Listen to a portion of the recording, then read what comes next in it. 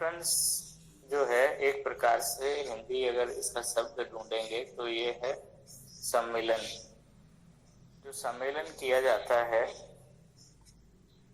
जो कॉन्फ्रेंसेस होती हैं, वो एक प्रकार से लार्ज ग्रुप के लिए इफेक्टिव है।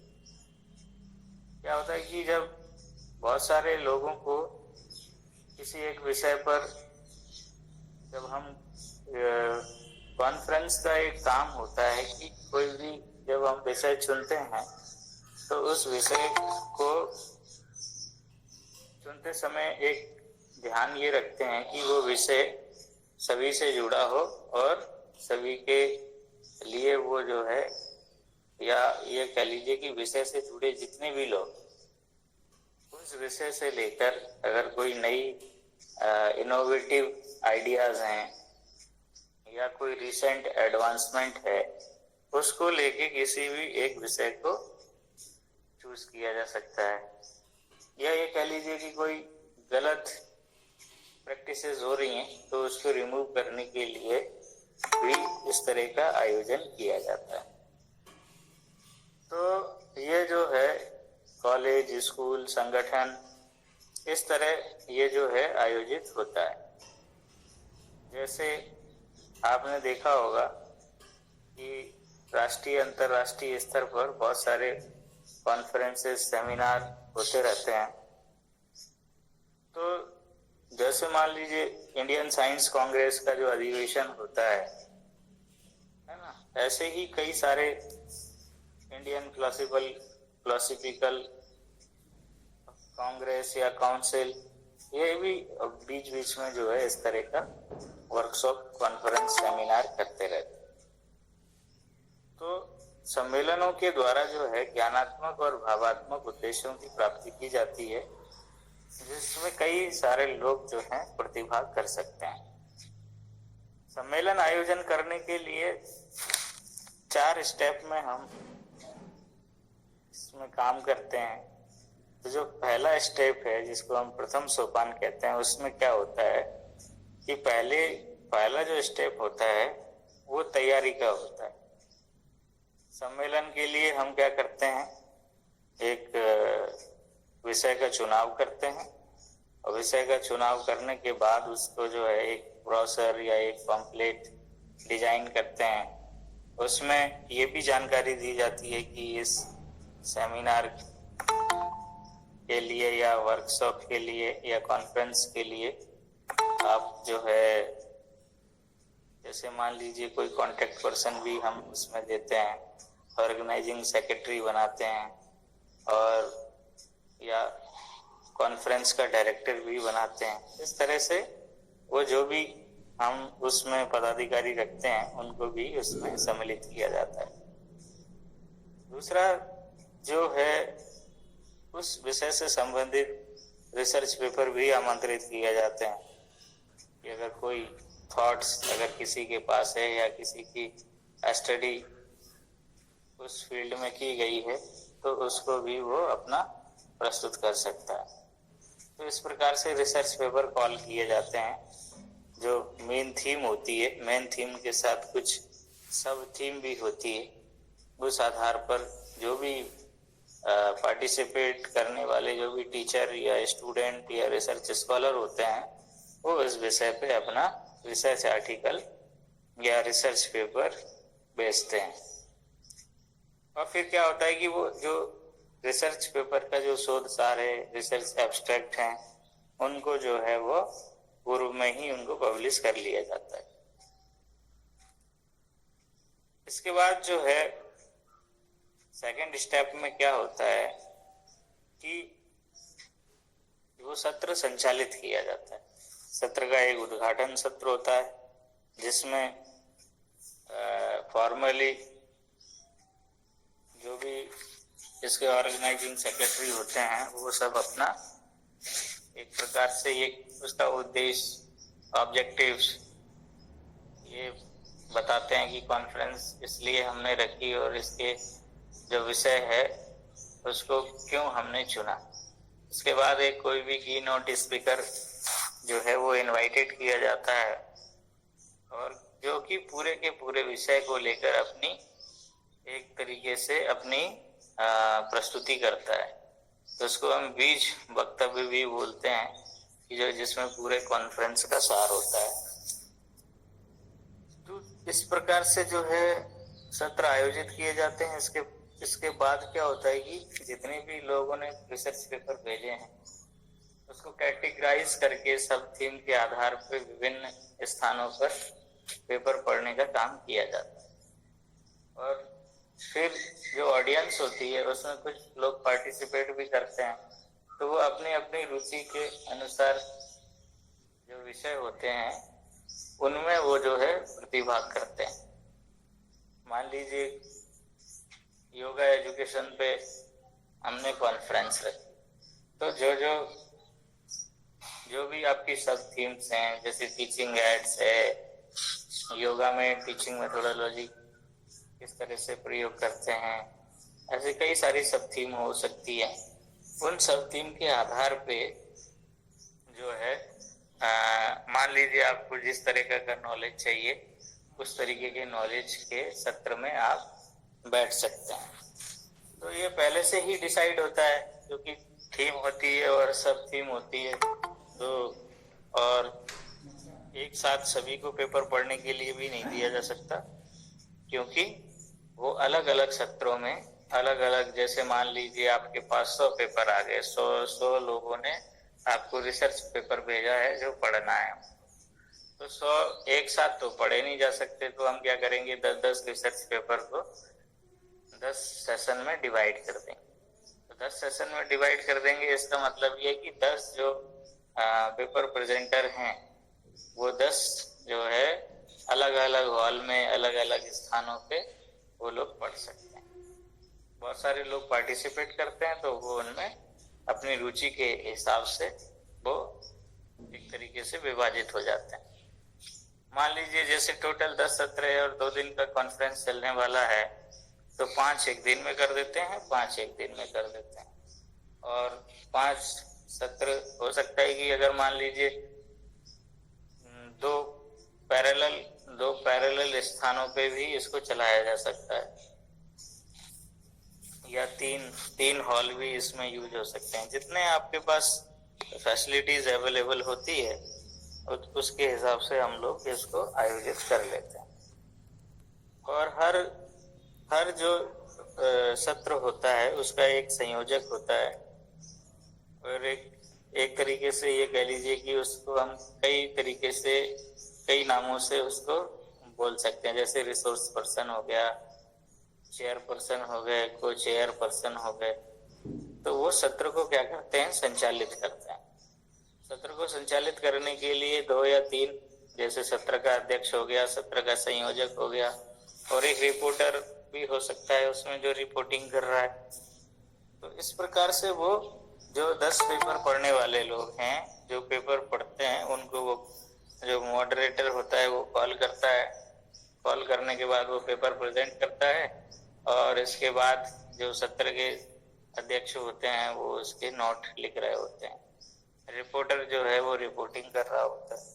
तो इस प्रकार से ये कार्यवाही पूरी चलती रहती है, और हर सत्र के लिए एक अध्यक्ष और एक मॉडरेटर और एक रिपोर्टर होता ही है। तो वो इस प्रकार से पहले से ही जो कॉन्फ्रेंस के जो सेक्रेटरी होते हैं वो ये सारी चीजें डिसाइड कर लेते हैं।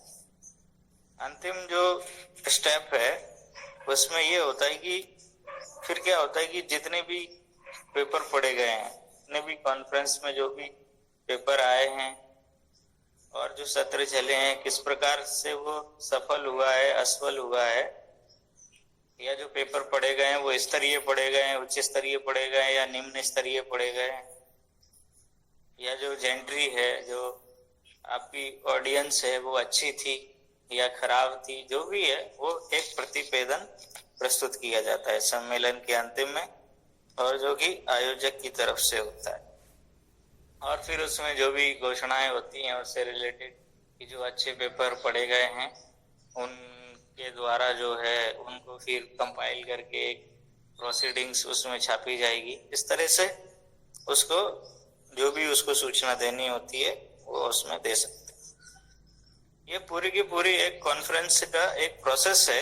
मैंने संक्षिप्त रूप में आपको बताया, लेकिन जब कभी आप इस तरह की कॉन्फ्रेंसेस में प्रतिभाग करेंगे तो आपको ऐसा लगेगा कि इसमें बहुत सारे काम होते हैं, बहुत सारी चीजें होती है, जिसमें इसमें खाना हो गया, रहना हो गया, फूडिंग हो गई, लॉजिंग हो गई, क्योंकि बाहर से जितने भी प्रतिभागी आते हैं उनको ठहराने की व्यवस्था, उनके ट्रैवलिंग की व्यवस्था, बहुत सारी चीजें हैं। स्टूडेंट्स हैं, गर्ल्स स्टूडेंट्स है, बॉयज स्टूडेंट्स हैं, ये सब जो है आते हैं बाहर से, तो उनकी व्यवस्था करनी होती है। बहुत सारे ऐसे होते हैं जिनको हम आमंत्रित करते हैं, उनको टीए देते हैं, रहने खाने के लिए लॉजिंग और फूडिंग की फैसिलिटी प्रोवाइड की जाती है। इस प्रकार इसमें बहुत सारे ऐसे काम होते हैं जो हिडन में भी चल रहे होते हैं। इस सम्मेलन का एडवांटेज क्या है, जो कॉन्फ्रेंस है उसका एडवांटेज क्या है? तो ये एक प्रकार से बड़े जो समूह होते हैं, जो लार्ज ग्रुप होते हैं, उसमें इंटरेक्शन या ये कह लीजिए कि एक प्रकार से अंतःक्रिया करने का या इंटरेक्शन करने का एक अवसर प्राप्त होता है। और दूसरा, सम्मेलन में क्या होता है कि सम्मेलन में हमारी कमियां कमजोरियों का पता चलता है। जब हम रिसर्च पेपर पढ़ते हैं तो कुछ व्यक्ति जो है हमसे क्वेश्चन पूछ लेते हैं, हमारी रिसर्च मेथोडोलॉजी साउंड है नहीं है, आपने जो सैंपलिंग की है वो प्रॉपर की है नहीं की है, मान लीजिए आपने एक्सपेरिमेंटल स्टडीज की है तो कहाँ कंडक्ट की है, क्या एथिक्स का पालन किया है, या रिसर्च मेथोडोलॉजी का प्रयोग आपने किया है नहीं किया है। ये सारी बातें जो है क्वेश्चन की जाती हैं। जब भी आप कोई भी पेपर पढ़ते हो तो 4 लोग बैठे रहते हैं वहां पे, और वो कोई भी सवाल उस पेपर से संबंधित पूछ लेते हैं। जब हम बता नहीं पाते हैं तो इसका अर्थ यह है कि हमने जो भी पढ़ा है या जो लिखा है उसको हमने उसकी गहराई में उसको नहीं पढ़ा। तब हमें अपनी कमजोरियां, अपनी सीमाएं, इन सभी का ज्ञान हो जाता है। क्योंकि रिसर्च जो है, रिसर्च बहुत ही, रिसर्च में जो क्वेश्चन जनरेट होते हैं उनका आंसर दे पाना बड़ा मुश्किल काम होता है। तो कभी कभी अगर आपको ऐसा अवसर मिले सेमिनार या कॉन्फ्रेंस अटेंड करने का, तो उसमें ये सारी चीजें आपको देखने को मिली। दूसरी चीज है कि कॉन्फ्रेंस में जो है, जो भी प्रतिभाग कर रहा है उसको अपने विचार रखने का एक प्लेटफॉर्म मिलता है, जिसमें सभी विशेषज्ञ होते हैं और फील्ड के विशेषज्ञ होते हैं, जाने माने लोग होते हैं, वो सब उसको उसमें प्रतिभाग करते हैं। अगर वहां पे कोई भी आप विचार प्रस्तुत करते हैं तो एक तरीके से आपको सब लोग सुनते हैं, या आपकी जो विचार है, आपके जो नए थॉट्स हैं या न्यू इनोवेशंस है या न्यू रिसर्च है, तो उसको पब्लिसिटी मिलती। दूसरा ये है कि जब आप सेमिनार, वर्कशॉप, कॉन्फ्रेंस अटेंड करते हो तो उसमें क्या होता है कि जो भी नवीन चीजें हैं, जो रिसेंट ट्रेंड है और क्या एडवांसमेंट हो रहा है विषय के अंदर, तो वो सारी जानकारियां भी आपको सहज ही उपलब्ध हो जाती हैं। तो जो विषय से अपडेटेड नॉलेज है, जो सब्जेक्ट की अपडेटेड नॉलेज है, ऐसे वर्कशॉप, सेमिनार, कॉन्फ्रेंसेस में आपको प्राप्त हो जाती है। दूसरा, जो लोग कॉन्फ्रेंस, सेमिनार में इन्वॉल्व होते हैं, उसको जो है एक तरीके से ऑर्गेनाइजेशन में किस तरह से काम करना चाहिए, संगठन में किस तरह से वर्क होता है, तो उसको एक तरीके से ऑर्गेनाइजेशन में किस तरह से काम किया जाता है या लोगों को कैसे डील किया जाता है, तो वो सारी की सारी स्किल उसके अंदर आ जाती है। दूसरा, विशेषज्ञ से कभी कभी क्या होता है कि हम अपनी जिज्ञासाओं का समाधान करने के लिए भी विशेषज्ञों से सवाल कर सकते हैं। जैसे बहुत सारे रिसर्च पेपर पढ़ रहे होते हैं, जैसे आपको कोई चीज नहीं आती है, तब आप क्या करते हो, उनके सामने एक क्वेश्चन जनरेट करते हो कि भाई ऐसा क्यों है। तो फिर क्या होता है कि वहां पे सब्जेक्ट का एक्सपर्ट होता है, तो सब्जेक्ट के एक्सपर्ट के सामने जब अगर आप कोई क्वेश्चन पुटअप करते हो तो उस क्वेश्चन का जो आंसर है वो आपको मिल जाता है, क्योंकि वहां पे सब्जेक्ट एक्सपर्ट होता है। तो वो आपकी जिज्ञासाओं का भी समाधान कर सकता है। मान लीजिए बहुत सारी चीजें होती है, जब हम पढ़ रहे होते हैं तब हमको समझ में नहीं आती है, लेकिन जब सेमिनार, वर्कशॉप, कॉन्फ्रेंस में जब हम प्रैक्टिकली देख रहे होते हैं या लर्न कर रहे होते हैं या सीख रहे होते हैं, क्योंकि एक ही विषय पे कई सारे एंगल से लोग जो हैं सोच रहे होते हैं और वो प्रस्तुतिकरण कर रहे होते हैं, तो आपके दिमाग में बहुत सारी चीजें जो है नई चीजें आने लगती है, नए थॉट्स क्रिएट होने लगते हैं। जब आप 4 लोगों को प्रेजेंट करते हुए देखोगे तो आपके मन में एक नवीन कोई ना कोई एक विचार ऐसा आपको वो करेगा जिससे आप उस दिशा में आगे बढ़ सकते हैं। कभी कभी क्लिक करती है चीजें कि नहीं ये ऐसा होना चाहिए, ये ऐसा होना चाहिए, और फिर जो भी जिज्ञासाएं उठती हैं हम अपने विशेषज्ञों के सामने उनको रख देते हैं। तो उनको रखने से क्या होता है कि हमारी जो चीजें हैं या जो ये कह लीजिए कि मिसकंसेप्शंस हैं, बहुत सारी चीजें हम गलत तरीके से भी जानते हैं, तो वो एक तरीके से ये ऐसा अवसर होता है कि जब हम ठीक प्रकार से सीख लेते हैं। इसकी कुछ सीमाएं भी हैं। सीमाएं क्या है कि जो भी आयोजक होते हैं उनका एंगेजमेंट काफी टाइम तक बना रहता है, फिर वो और दूसरे काम नहीं कर पाते हैं, क्योंकि मान लीजिए जैसे हमने 4 महीने बाद की कोई डेट रखी कि हम जो है 2 महीने बाद एक कॉन्फ्रेंस करेंगे, तब 2 महीने बाद जब कॉन्फ्रेंस करेंगे तो 2 महीने पहले से ही वो काम शुरू हो जाता है। अब कोई रिसर्च पेपर भेज रहा होता है, कोई पूछ रहा होता है, कोई कह रहा होता है कि जी हम कहाँ ठहरेंगे, हमारी ठहरने की व्यवस्था कर दो। तो इस प्रकार से जो है पूरा एंगेजमेंट उसका हो जाता है। फिर वो जो है और पूरे वर्ष भर, मान लीजिए जैसे इंडियन साइंस कांग्रेस का अधिवेशन होता है तो वो पहले से ही डिसाइड हो जाता है कि कहाँ करना है, किस तरह से करना है। तो हर साल, क्योंकि हर कुछ एनुअल इवेंट्स भी होते हैं, जैसे मान लीजिए फर्स्ट इंटरनेशनल वर्कशॉप है, सेकंड इंटरनेशनल वर्कशॉप है, हर साल करते हैं कुछ लोग। तो इस प्रकार से वो उस एक्टिविटी में पूरे साल भर जो है इन्वॉल्वमेंट हो जाता है उससे। कभी कभी क्या होता है कि जब टाइम पे रिसर्च पेपर नहीं प्राप्त होते या एब्स्ट्रैक्ट भी प्राप्त नहीं होते हैं तो उनका प्रकाशन करना भी कठिन हो जाता है। कभी कभी क्या होता है कि जैसे जो प्रतिभागी होते हैं उनकी कोई निश्चित संख्या नहीं होती। कभी कभी अचानक से आपको पता चलेगा कि कोई कॉलेज के जो है 100 बच्चे आ गए। अब उन्होंने पहले से आपको इंटीमेट नहीं किया था, लेकिन अचानक से उनका प्लान बन गया, तब फिर आपकी जो भी व्यवस्थाएं हैं वो फिर क्या होगी, गड़बड़ हो जाएंगी। फिर आपको उनके ठहरने की अरेंजमेंट करानी पड़ेगी, उनके जो है फूडिंग आदि की व्यवस्था करानी पड़ेगी। फिर क्या होता है कि हम लोग एक किट भी बनाते हैं, जैसे वर्कशॉप कॉन्फ्रेंस के लिए या सेमिनार के लिए किट बनाते हैं।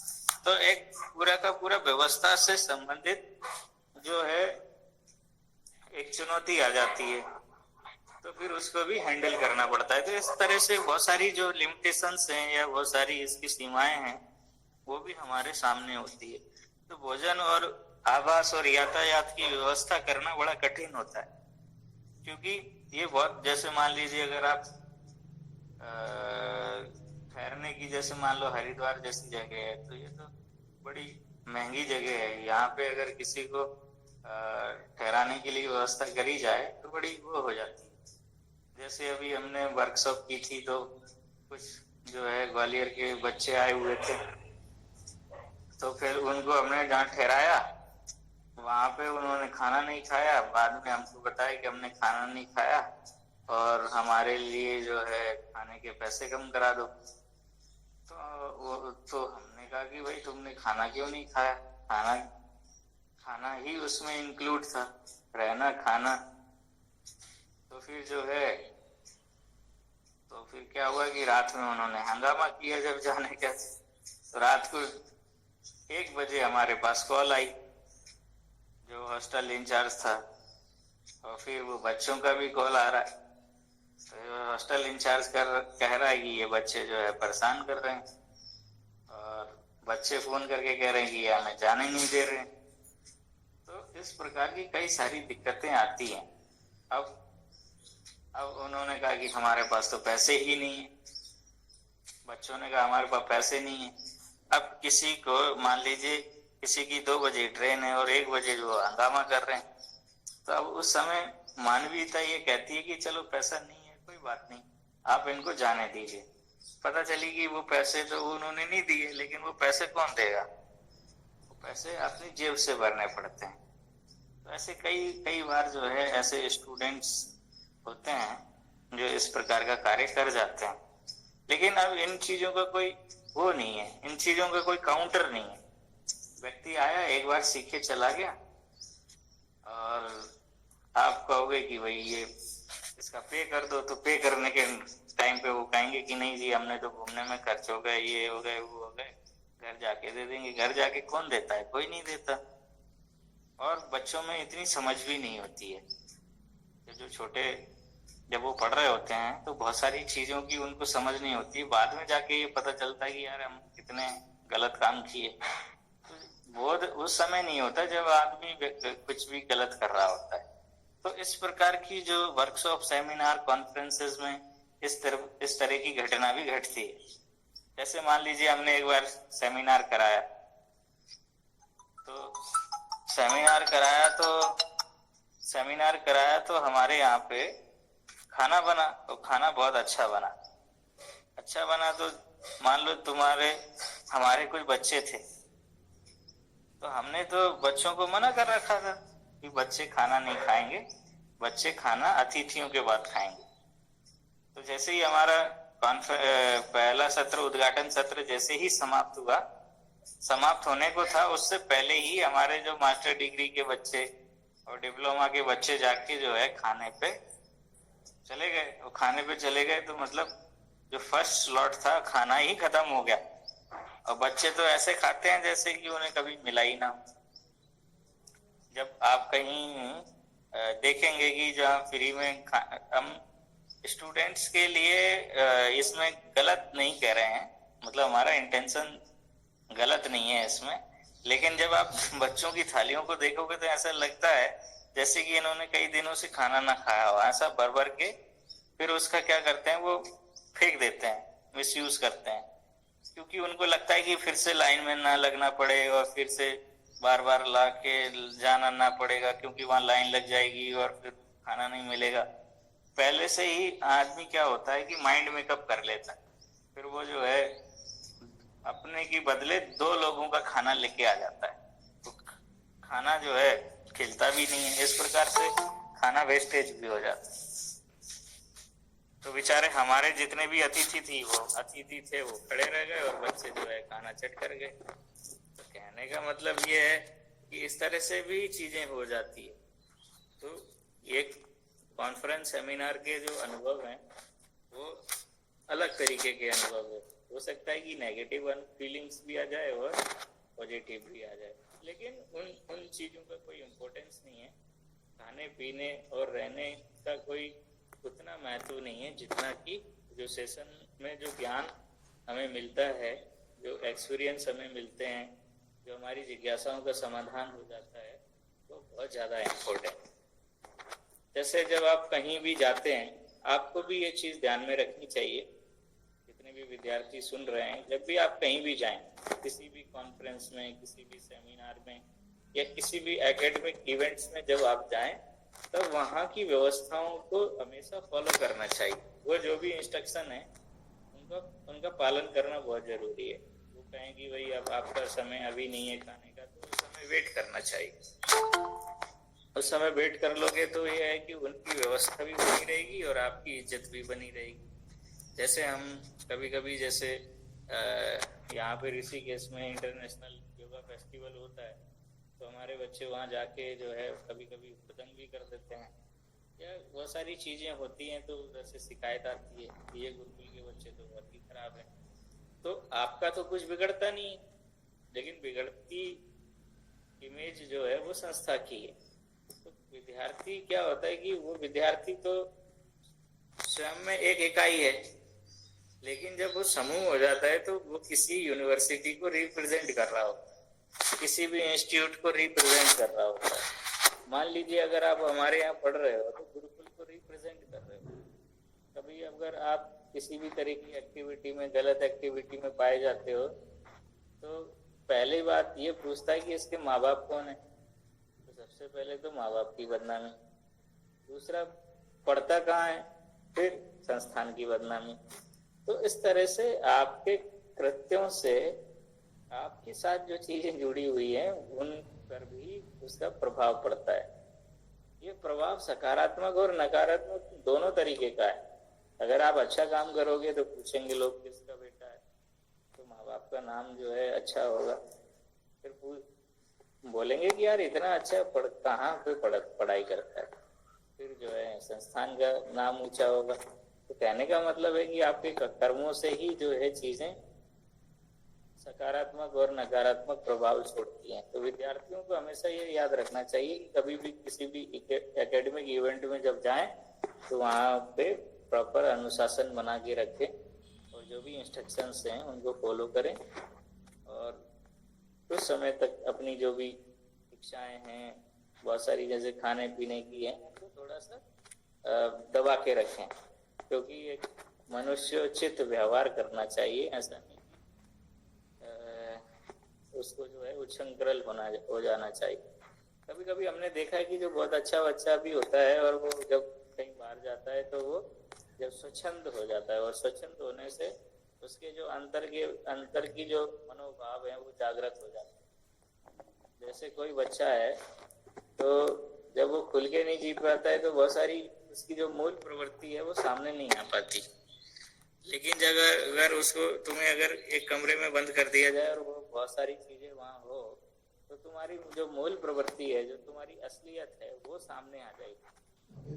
जैसे सबके सामने तो तुम्हारी असलियत नहीं आएगी, लेकिन जब आप अकेले में होगे, कहीं दूर जगह होगे, तो वहां फिर तुम अपने ओरिजिनल जो तुम्हारा मूल स्वभाव है उसमें जो है आ जाते हो।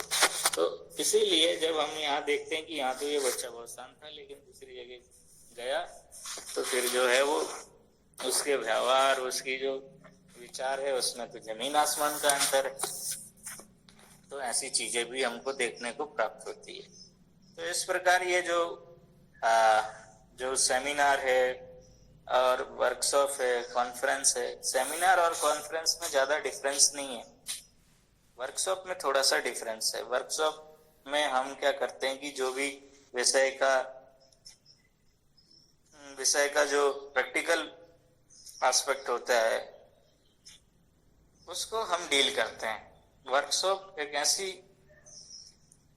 जैसे वर्कशॉप जो है एक प्रकार से इंजीनियरिंग का वर्ड है।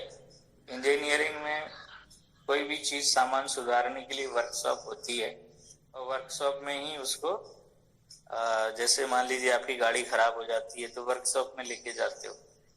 तो कोई भी जो इंजीनियरिंग का काम है वो वर्कशॉप में ही संपन्न होता है, या ट्रेनिंग या कुछ भी जब आपको सीखना है या सुधरवाना है या कुछ नया क्रिएट करना है तो वर्कशॉप में होता है। तो वर्कशॉप अगर योग वालों की दृष्टि में वर्कशॉप क्या होगी कि जो भी योगिक तकनीकें हैं या जो भी योग की प्रैक्टिसेस हैं उनको हम कैसे सीख सकते हैं। तो जो भी प्रैक्टिकल चीजें हैं वो सब वर्कशॉप में सीखा जा सकता है। वर्कशॉप भी एक लार्ज ग्रुप में हो सकती है। तो ये जो वर्कशॉप, सेमिनार, कॉन्फ्रेंसेस हैं, जैसे सेमिनार भी कॉन्फ्रेंस की तरह ही होता है। उसमें हम कुछ पर्टिकुलर व्यक्तियों को इनवाइटेड टॉक के लिए आमंत्रित करते हैं और कभी कभी रिसर्च पेपर भी आमंत्रित कर लेते हैं। तो सेमिनार और जो कॉन्फ्रेंस है वो एक जैसी होती है। वर्कशॉप में हम कोई भी पेपर पढ़ने के लिए आमंत्रित नहीं करते हैं, केवल उसमें प्रतिभाग करने के लिए आमंत्रित करते हैं, और वो एक पर्टिकुलर विषय पे होती है। तो इस प्रकार से जो लार्ज ग्रुप की जो मेथड्स हैं वो यही हैं, और आगे हम जो है स्मॉल ग्रुप्स की चर्चा करेंगे।